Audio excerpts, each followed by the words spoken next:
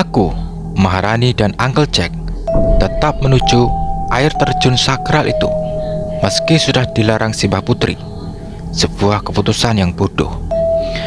Halo, assalamualaikum guys. Jumpa lagi dengan saya Mr. Rico di channel cerita horor kita.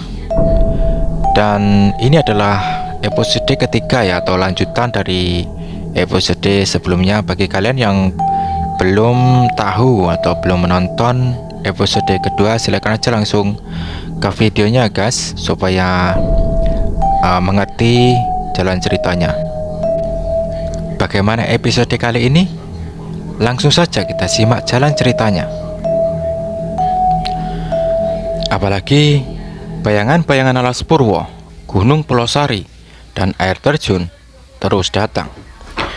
Sensasi panggilan dari tiga lokasi ini sering aku rasakan. Namun, aku tak bisa menjelaskan hubungan tiga tempat itu. Makanya, aku butuh bantuan orang yang lebih paham. Sampai selepas Isya, keluargaku masih ngobrol di ruang tengah sebelum kami kembali ke kamar masing-masing. Kali ini, aku tidak tidur dengan ibu, melainkan dengan Maharani di kamar tamu, dekat dengan pekarangan belakang rumah. Kepalaku masih penuh dengan pertanyaan ketika melangkahkan kaki masuk ke dalam kamar tamu yang jarang sekali terpakai. Pintu terbuka pelan dan menimbulkan suara berderit yang khas. Aku langsung dibuat kaget ketika melihat sosok berdiri di depan lemari tua dengan gaun tidur berwarna putih. Ternyata sosok itu adalah Maharani. Rambut panjang berwarna hitam legam itu membuat saya berpikir dia adalah makhluk halus. Aku menghela nafas agak lega. Tak terbayang kalau ternyata itu sosok makhluk halus. Sudah pasti aku pingsan di tempat. Malam itu aku terjaga, tidak bisa tidur. Mungkin karena segelas kopi hitam yang membuatku tidak mengantuk sama sekali. Aku memasang AirPods dan melanjutkan menulis di jurnal harian. Sekitar 10 menit menulis, aku sempat memandang ke arah Maharani yang sedang asyik pula dengan iPad miliknya. Kami hampir tidak mengobrol malam itu, hingga Maharani menepuk pundakku dan memperlihatkan hasil kerjanya. Dia sedang membuat konten untuk blog pribadinya. Wah, apa ini? Tanyaku sembari melihat isi konten yang dibuatnya. Ini gue lagi coba iseng-iseng buat research tentang adat dan kebiasaan keluarga kita. Gue sempat tanya-tanya sama Mbah Putri, dan memang banyak sih. Banyak banget loh ternyata kebiasaan keluarga yang diturunkan ke kita. Ya walaupun emang gak semuanya sih dijalanin, jawab Maharani sembari menunjukkan artikel miliknya. Ini sih jujur niat banget ya, sampai mengedit foto dan inside feeds gitu. Selain menunjukkan hasil kerjanya, Maharani juga memperlihatkan sebuah album foto yang cukup lawas. Dia mengatakan kalau album ini ada di jajaran rak buku di ruang tamu. Saya membuka album itu dan melihat-lihat foto lawas yang sudah cukup termakan usia. Isi foto tersebut ya sebagian besar foto-foto keluarga besar dan foto rumah ini. Aku memperhatikan dengan seksama foto keluarga yang lokasinya berada di depan rumah. Kami berdua menebak-nebak siapa saja orang yang ada di foto tersebut. Tapi ada satu sosok yang aku tidak tahu. Setiap kumpul keluarga besar, pastinya kami menampilkan foto-foto lawas setiap orang agar kami mengetahui siapa-siapa saja keluarga kami. Tapi jujur, aku tidak pernah melihat sosok perempuan yang ada di foto ini. Lo tahu ini siapa, Ran? Tanyaku sembari menunjuk ke foto perempuan itu.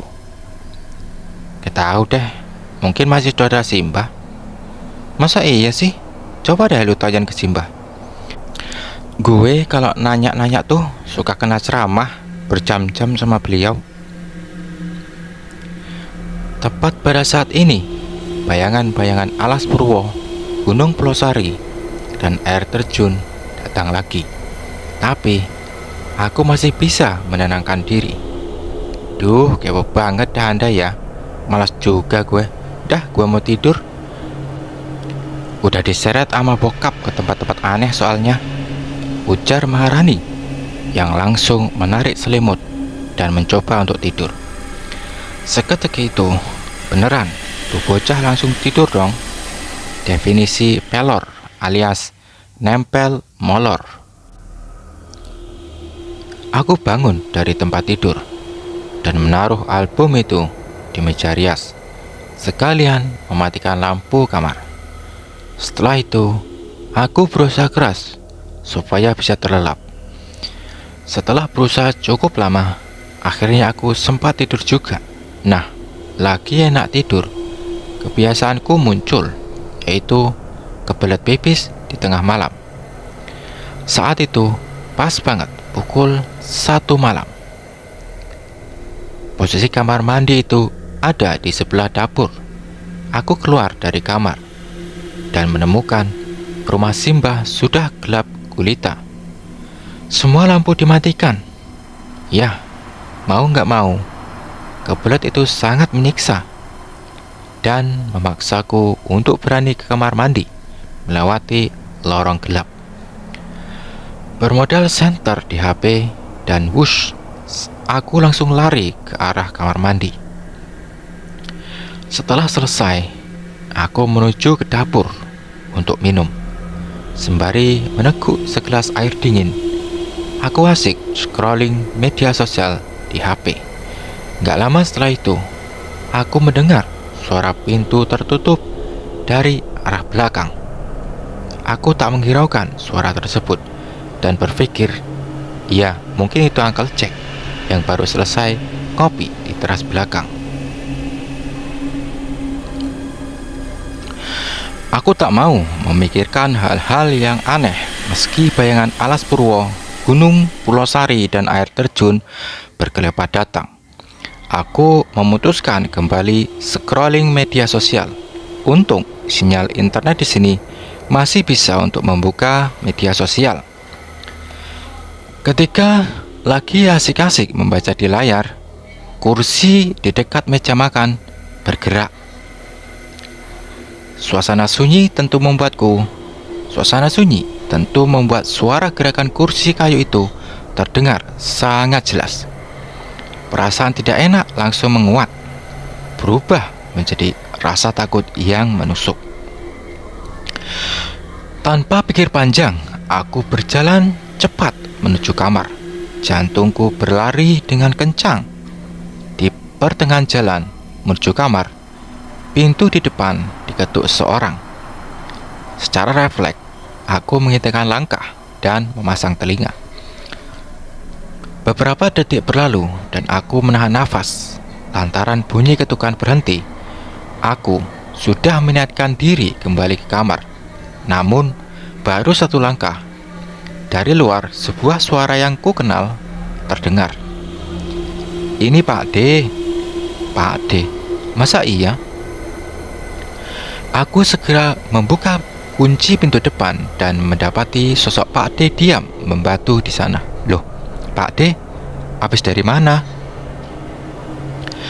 Dia tidak menjawab pertanyaanku dan langsung masuk begitu saja. Aku menutup kembali pintu depan dan menguncinya. Ketika aku berbalik, Pak D masih berdiri di ambang pintu depan. Dia diam sambil menatap lantai. Pak D, aku balik ke kamar duluan ya. Aku tidak menunggu jawaban Pak D dan memutuskan untuk segera masuk kamar aja. Saat berjalan meninggalkan Pak D, punggungku terasa hangat dan seperti ada yang memaksaku untuk menoleh. Sebelum berbelok di lorong, aku berbalik. Aku berbalik badan dan menengok ke arah Pak D. Aku menemukan pemandangan yang terlalu janggal. Pak D ku itu orang yang ramah dan sangat suka tersenyum. Tapi malam itu dia terlihat begitu menyeramkan. Pak D berdiri di tengah ruang tamu, persis di tengah-tengah, dibalut kegelapan. Dia diam dan menatap tajam ke arahku. Secepat itu juga aku memalingkan wajah dan segera menuju kamar tidur. Sesampainya di kamar, aku buru-buru membungkus diri ke dalam selimut dan langsung berusaha untuk tidur, memejamkan mata dengan kuat. Pagi hari tiba, aku terbangun lebih dulu daripada Maharani. Aku membuka jendela kamar dan mendapat Simbah Putri sedang menyapu halaman belakang. Begitu bangun, perutku terasa sangat lapar. Makanya, tanpa berlama-lama, aku mencuci muka, gosok gigi, terus menuju ruang makan. Sarapan sudah tersedia di meja makan. Di sana sudah ada ibu, Uncle Jack, istrinya, dan Pak D.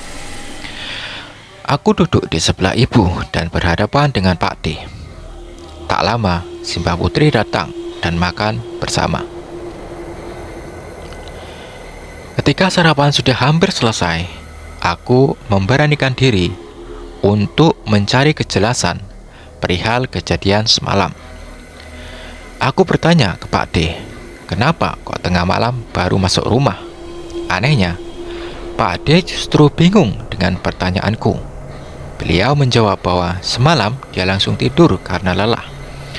Aku jelas tidak percaya dengan ucapannya. Sampai akhirnya Uncle Jack memastikan bahwa pernyataan Pak D itu benar.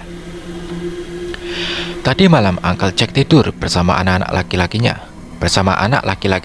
kakakku, dan Pak D di ruangan yang sama. Aku merasa agak sedikit menaikkan nada bicara karena tadi malam aku benar-benar membukakan pintu untuk Pak D. Mendengar nada suaraku yang agak naik, semua orang terdiam dan malah saling pandang. Entah mereka percaya atau tidak, intinya aku sudah menyampaikan kejadian semalam. Simbah Putri nimbrung memberi pesan bahwa kita tidak boleh membuka pintu sembarangan di malam hari. Beliau juga mengatakan bahwa setiap orang sudah diberi kunci rumah cadangan. Ya, memang benar sih. Sampainya di rumah Simbah Putri, ibu langsung memberikan saya kunci cadangan. Hal ini sudah menjadi kebiasaan sejak dulu. Ketika merasa aneh kembali, bayangan alas Purwo, Gunung Purwosari, dan air terjun datang. Kali ini terasa lebih mengganggu. Lalu, terus semalam itu siapa? Wong jelas-jelas itu Pak D kok. Bedanya, semalam Pak D kelihatan pusat aja dan pendiam. Lagi-lagi, ruangan jadi senyap. Pak D dan lainnya terdiam. Setan kali itu. Maharani yang datang belakangan ke ruang makan langsung nyeletuk. Mendengar seloroh Maharani, Simbah Putri langsung menyahut dan mengomeli Maharani karena berbicara yang tidak-tidak. Maharani hanya tertawa kecil dan duduk di bangku sebelahku.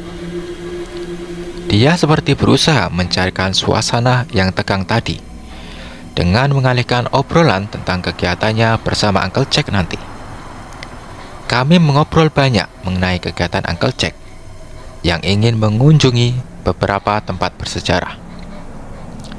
Salah satunya adalah air terjun yang pernah diceritakan Pak D. Simbah berpesan bahwa mereka boleh ke tempat-tempat lain, tapi tidak ke air terjun. Aku tahu ada beberapa hal yang tidak bisa disebutkan, apalagi itu malam Selasa. Ada sebuah tradisi di desa ini bahwa setiap malam Selasa, terutama selepas maghrib, semua kegiatan harus berhenti. Semua warga harus di dalam rumah, bahkan ronda pun ditiadakan. Maharani berbisik lirih. Dia mengajakku untuk pergi ke air terjun itu. Menurutnya, kalau kami berangkat pagi dan pulang siang, pasti bakal aman. Aku jawab juga dengan bisik-bisik bahwa aku tidak mau macam-macam di desa orang.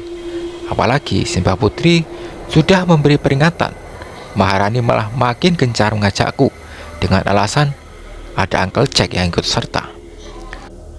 Udah ikut aja ya, kan kita nggak ngelakuin hal-hal yang aneh. Lagi pula nanti siang juga pulang, jadi nggak usah lama-lama di sana juga. Aku sebenarnya juga penasaran.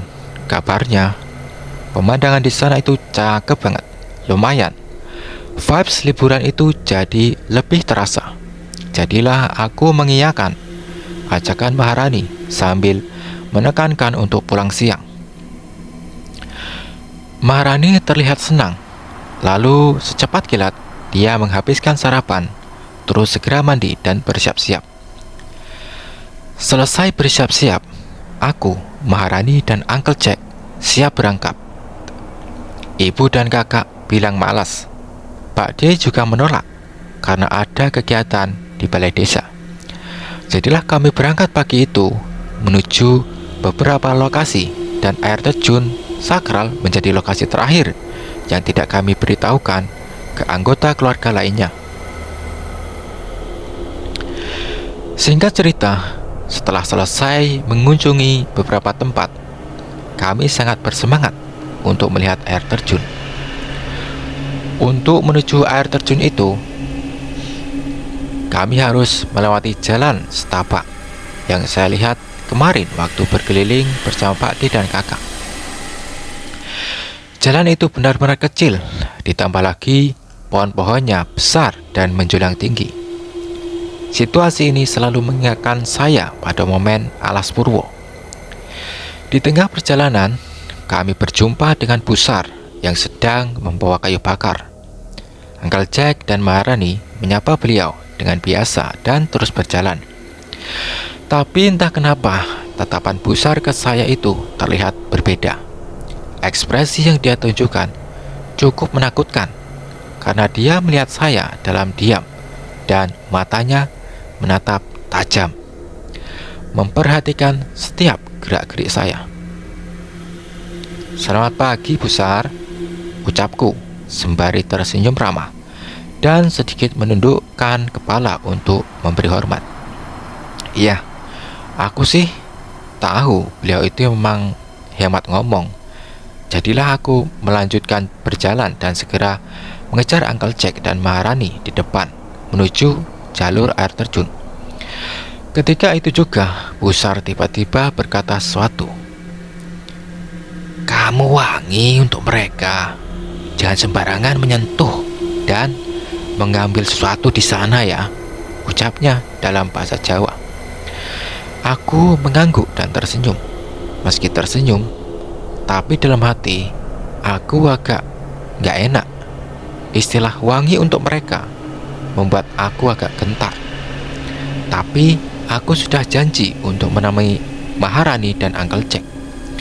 Aku berdoa dalam hati dan melanjutkan langkah. Perjalanan menuju air terjun itu ternyata cukup sulit. Ya, sesuai perkataan Pak D. Kami harus menyusuri sungai dan jalan berbatuan yang licin. Ditambah lagi, ternyata cukup jauh juga dari pedesaan. Sepanjang perjalanan, Maharani jadi lebih banyak bicara. Mungkin dia lagi bahagia karena akhirnya bisa bertualang. Aku sih lebih suka Maharani yang seperti ini. Makanya aku mendengarkan omongannya dengan perasaan senang. Tapi aku juga sadar kalau dari tadi seperti ada yang mengawasi kami bertiga. Entah apakah intuisi aku semakin kuat atau bagaimana. Tapi aku yakin ada yang mengamati kami dari seberang sungai. Aku secara spontan nengok ke arah kanan, ke seberang sungai. Di sana aku melihat anak kecil.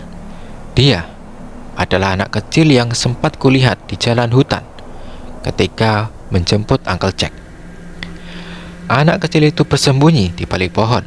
Jadi aku hanya melihat separuh tubuhnya saja. Aku mendekati Maharani, menepuk pundaknya, dan memintanya untuk menengok ke seberang, ke posisi si anak kecil itu. Maharani berhenti dan memperhatikan keadaan di sana, tapi dia tidak melihat anak kecil di sana. Ketika aku menengok lagi ke arah sana, sosok itu menghilang. Maharani berbisik untuk tak menghiraukan segala jenis gangguan yang muncul. Menurutnya, itu hal wajar dan bisa terjadi juga di hutan-hutan dan alam bebas lainnya. Mereka itu hidup berdampingan dengan kita, jadi nggak perlu panik, kata Maharani. Lah, tahu juga dia sama hal-hal kayak gitu.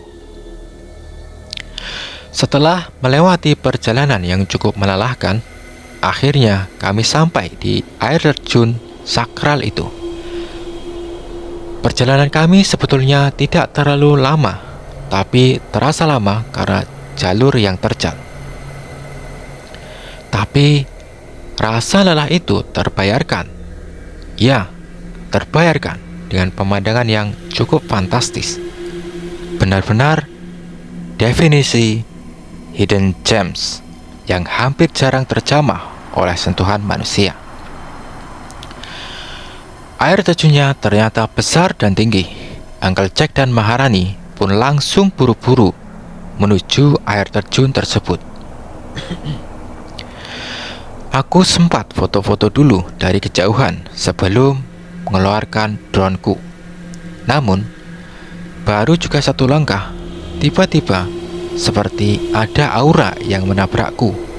Hawanya terasa tidak nyaman. Sensasi tertabrak dan tertusuk aku rasakan. Tubuhku langsung terasa lemas. Setelah badanku seperti tertabrak, beberapa detik kemudian aku merasakan hal lain. Rasanya aura di sekeliling yang melingkariku terasa sangat menekan. Sensasi tubrukan seperti tadi kini kurasakan berulang-ulang. Aku menarik nafas panjang dan berusaha merapal doa. Tapi doa-doa itu seperti tidak bisa menjadi tameng tubrukan yang kurasakan. Mataku jadi sedikit pedih, agak sesak dan limbung. Aku hanya bisa berharap kepada Tuhan untuk melindungiku dari keputusan bodoh ini. Bersambung.